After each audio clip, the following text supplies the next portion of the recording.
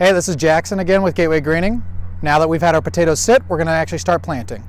Potatoes are a great cool season crop, definitely for our long, cool springs here in Missouri. They're usually planted around 0 to 4 weeks before our last frost date. Here in Missouri, our last frost date is around April 15th, so you can plant from mid-March to mid-April.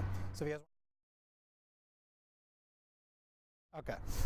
All right, now today we're going to be doing the simple hilled row technique.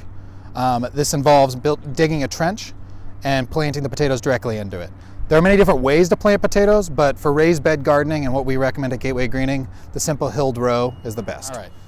So we're digging a trench here. We're digging about 6 to 8 inches deep. This will give us soil on each side so that we can actually put soil back in for the hilling part. If you're thinking you're lacking in nutrients for your soil, this is the time where you would be adding compost. Our beds here at the demonstration garden have plenty of nutrients, so we're not going to.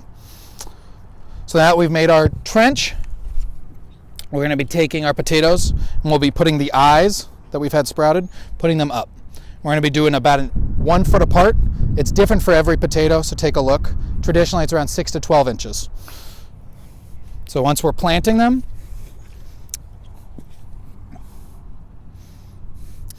we're going to cover them back up 3/4 of the way.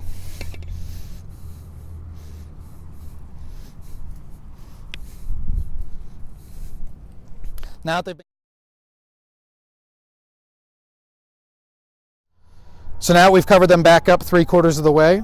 We still have soil on the edge of the trench. We're actually going to leave this there. This soil, as the potatoes start growing, they're going to be sprouting out of the ground. We're going to use that soil as they grow to hill them. And then as we run out of that soil, we'll be actually adding more soil or straw or different things for hilling. But in a future video, we'll be discussing how to hill potatoes.